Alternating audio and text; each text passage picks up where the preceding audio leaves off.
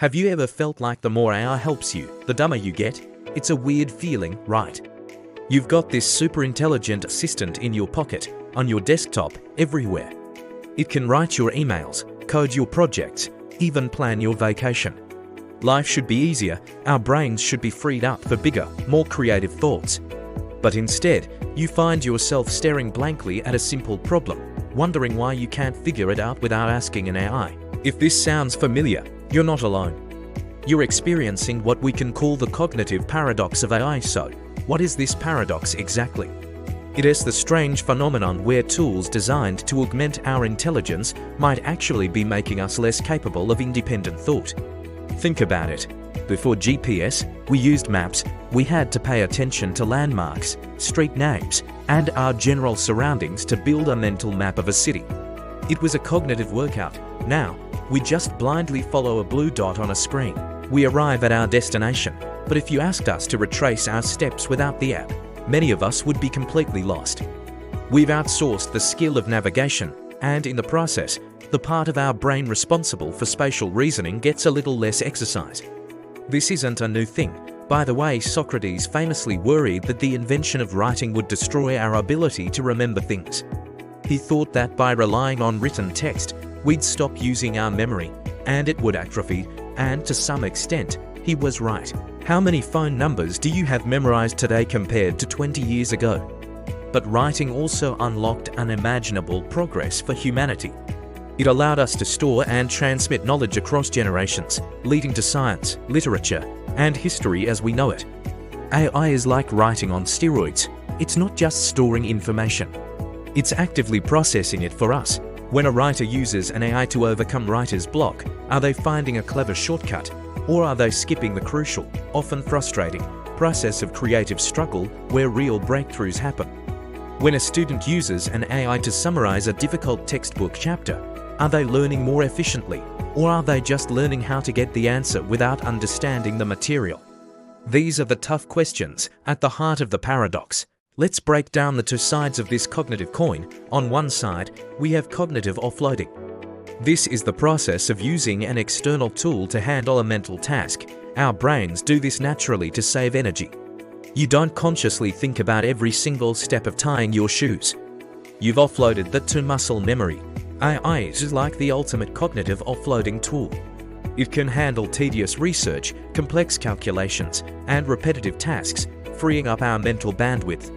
This is the promise of AI, to elevate us, to let us focus on strategy, creativity, and deep, meaningful work. By automating the boring stuff, we should, in theory, become superhuman thinkers.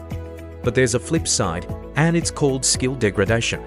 When we consistently offload a particular skill, we can lose our proficiency in it. It's the use it or lose it principle applied to our brains. Pilots who rely too heavily on autopilot can become less sharp in their manual flying skills, which can be disastrous in an emergency. Similarly, if we constantly rely on AI to solve problems, our own problem-solving muscles might weaken.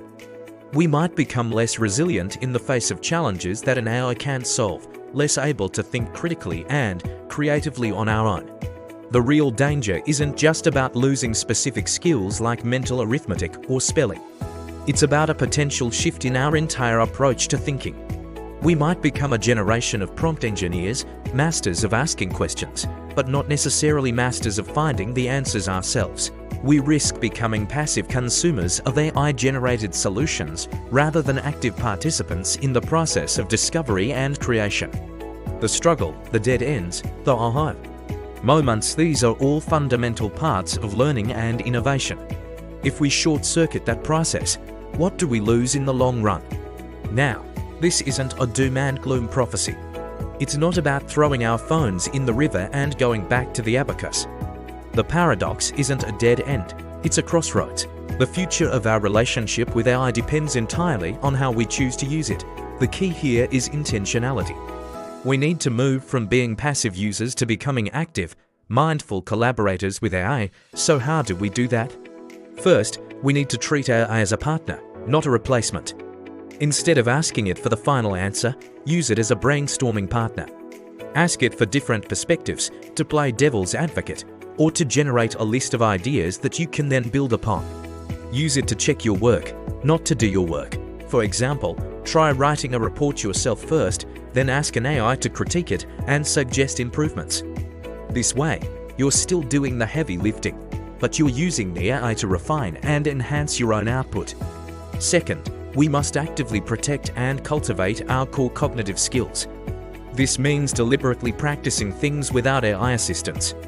Take a different route home without GPS, try to solve a math problem on paper before reaching for a calculator or an AI. Read a complex book and try to summarize its arguments yourself before looking up a summary.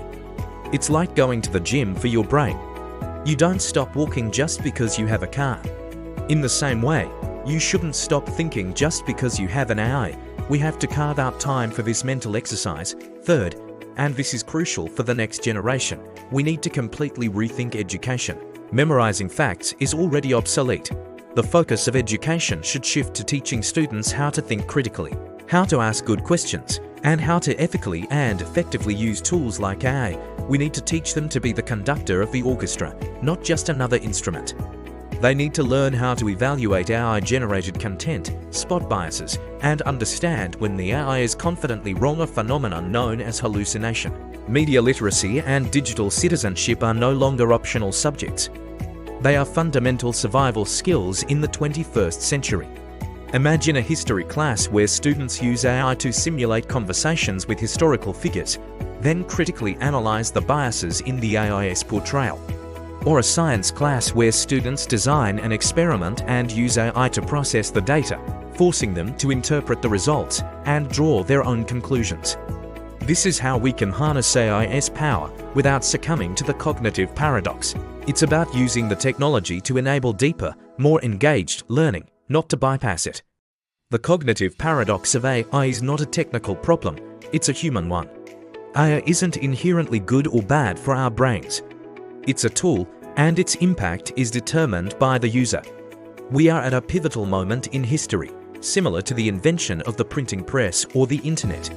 We have the opportunity to create a future where humans and AI work together in a symbiotic relationship, where our intelligence is augmented, not diminished. But this requires conscious effort. It requires us to be deliberate in how we engage with this technology. We must be vigilant about the skills we re-offloading and make sure we're not losing something valuable in the process.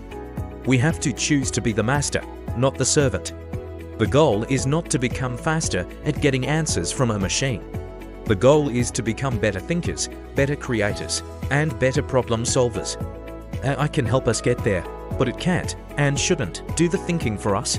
The future of human cognition is in our hands, not in the code of an algorithm. What are your thoughts? Have you felt your own skills changing as you use more AI? Let me know down in the comments.